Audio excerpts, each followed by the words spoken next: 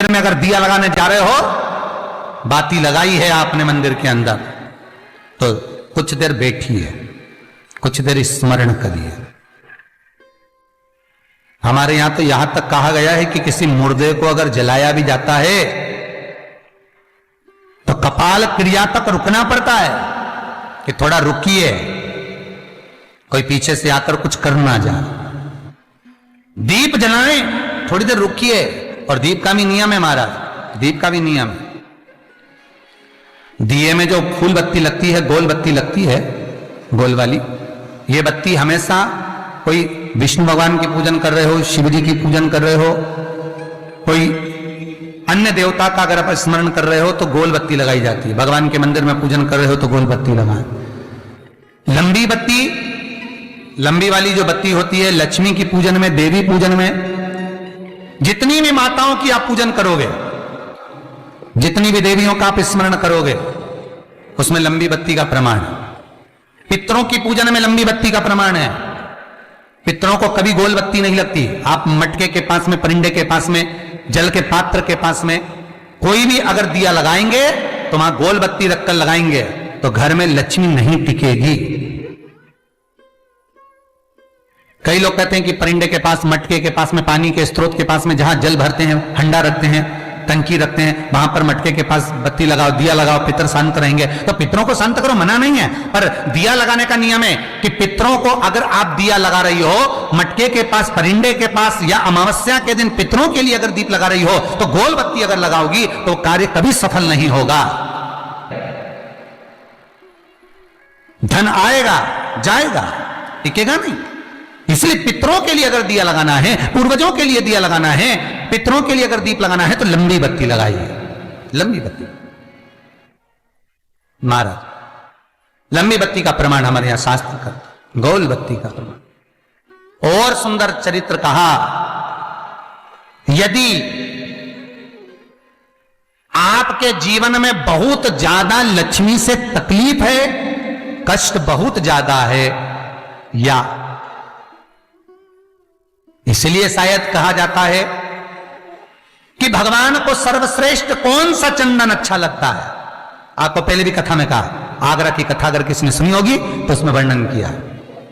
भगवान को सर्वश्रेष्ठ चंदन कौन सा, भगवान को सर्वश्रेष्ठ चंदन कौन सा प्रिय है, वो कौन सा चंदन है जो भगवान विष्णु को लगाएं, राम को लगाएं, कृष्ण को लगाएं, वो कौन सा चंदन है जो श्री हरि को लगाया जाए।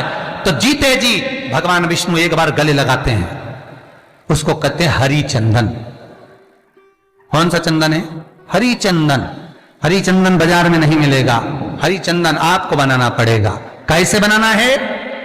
तुलसी जब सूख जाए उसकी जड़ को निकाल लिया जाए, वो जड़ को पानी में धो लिया जाए, धोने के बाद उसको सिलबट्टे पर, पत्थर पर घिसा जाए, और घिसकर उसमें थोड़ा सा कुंकू, रोली डालकर तैयार कर कर जो भगवान विष्णु के मस्तक पर, कृष्ण राम के मस्तक पर लगा देते हैं, और उसकी एक बिंदी अपने हृदय पे लगा लेते हैं। जीते जी भगवान एक बार उसको गले लगाते ही हैं। हरि चंदन प्रियता। जैसे शिव महापुराण में रुद्र चंदन का भाव है, शिव महापुराण में रुद्र चंदन का प्रमाण दिया जाता है। अगर आपने लिंग पुराण पढ़ी हो तो उसका 5वां स्कंद अवश्य पढ़िएगा महाराज। और शिव महापुराण अगर पढ़ रहे हो तो उसका कुमार खंड पढ़िएगा, जिसमें रुद्र चंदन का प्रमाण है। रुद्र चंदन कैसा, रुद्र चंदन का प्रमाण कैसा? तो महाराज कहा, चंदन घिसकर, पीला चंदन घिसकर उस चंदन को 3 मुखी रुद्राक्ष पर लपेट लिया जाता है। 3 मुख्य रुद्राक्ष पर उस चंदन को लपेटा जाता है। लपेटोगे उसके बाद उसको ऐसा गोल करोगे तो एकदम चिकना हो जाएगा, एकदम चिकना, ठीक है, एकदम चिकना हो जाएगा। और उस चंदन को आप शिवरात्रि के दिन, और कोई से भी महीने की शिवरात्रि, किसी भी महीने की हो, सब फलदायी होती है।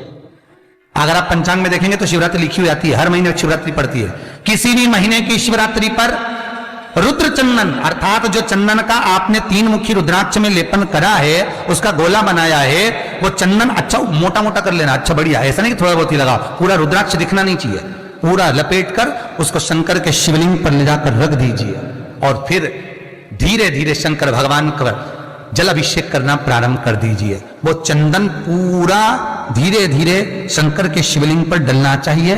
शंकर के मूल मंत्र श्री शिवाय नमस्तुभ्यम का जाप करिए। यह कहलाता है रुद्र चंदन। इस चंदन के अभिषेक से महाराज जो काम नहीं होता आप कर कर उस कार्य को प्राप्त कर सकते हो, सिद्ध कर सकते हो। रुद्र चंदन, हरि चंदन, रुद्र चंदन, ये वो चंदन है जो जीवन का सुख प्रदान करने वाले हैं, हरि तत्व देने।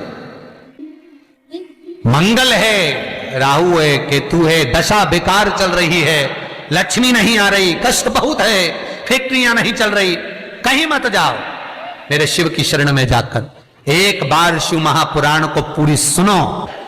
शास्त्र के हटकर कुछ नहीं बोलेंगे, जो शास्त्र सम्मत है स्कंद पुराण में, विष्णु पुराण में, नर्मदा पुराण में, लिंग पुराण में, शिव महापुराण में, भविष्य पुराण में जितनी जितनी बातें लिखी होती है उसको छाट छाट कर लेकर आते हैं, आपको बता देते हैं कि आप ये कर लो, उससे फायदा मिल जाएगा। कोई ज्योतिषी नहीं, कोई कुछ नहीं, बस केवल भजन करो, शंकर का अनुमोदन करो और विश्वास रखो शंकर पर, तो किसी को 1 रुपया देने की जरूरत नहीं पड़ेगी।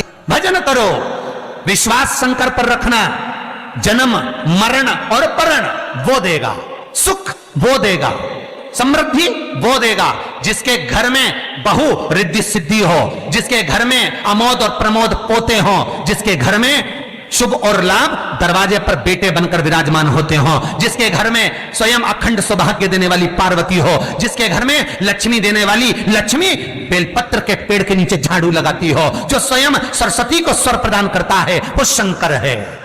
जब सब कुछ उसके पास में है, कुबेर का खजाना वो चोर को दे देता है, जब सर्वस्वता उसके पास है, तो आप इधर उधर डोलते क्यों हो?